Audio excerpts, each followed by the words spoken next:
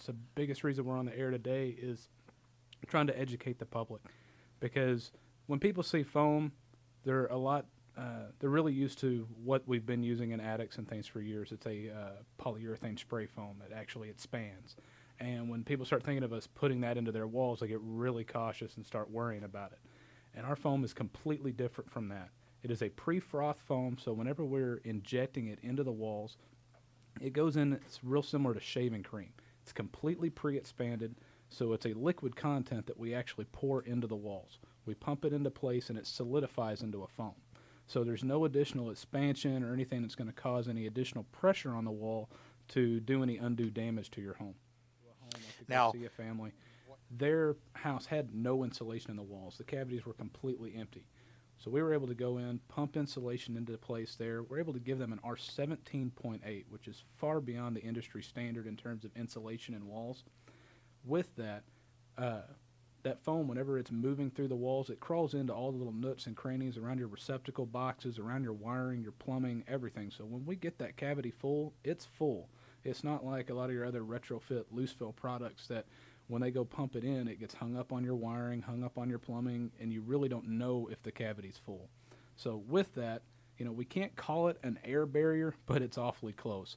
And just like with the Garcia family, it proved it there. She noticed a dramatic difference where we don't have that drafty feeling.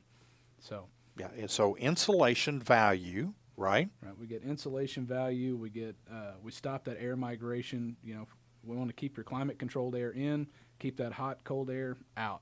So stop that air from moving, keep the air you paid for in the home. In the past section, we're talking about the fact that you can't call this an air seal, or an air block. Maybe that's what you said, but it is very effective on helping to seal these walls up. Why is air sealing so important?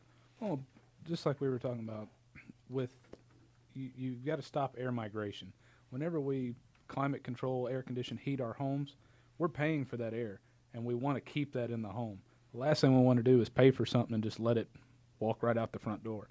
So that's the biggest key with sealing up your home. We did an interview several weeks ago, and you made an interesting comment about how a home should be toilet flushing tight.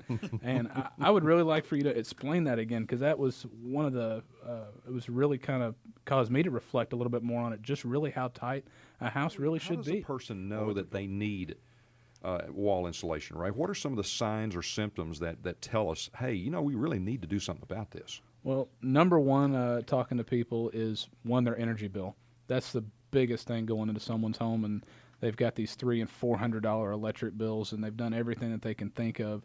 They've put new windows in. They're still uncomfortable in their home, and it's just, what do you do? And when you really start looking at a home, especially built prior to 1970, most of these homes out there have no insulation in them at all. And so the amount of air that can just leak out of a house is incredible.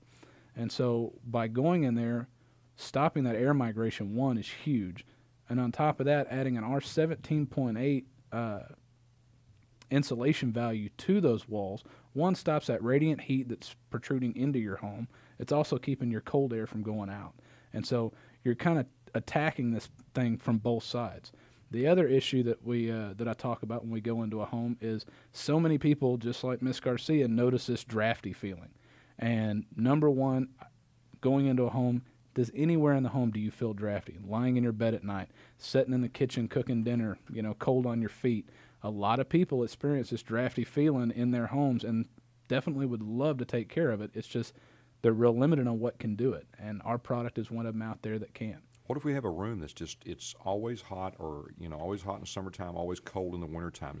Does this insulation have anything to do with that? Our product has a lot to do with that. A lot of people experience master bedrooms, I've found, seem to be a really common problem because for some reason they like to be on the wing of a house where they have almost 3 exterior walls, and people will go, my whole house is comfortable. My master bedroom, my oasis where I want to go and hide, is miserable.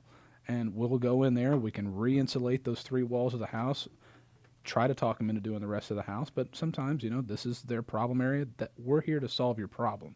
So we'll go in there, re-insulate those 3 walls, take care of it, and just make a huge difference in just trying to equalize the temperature in the home.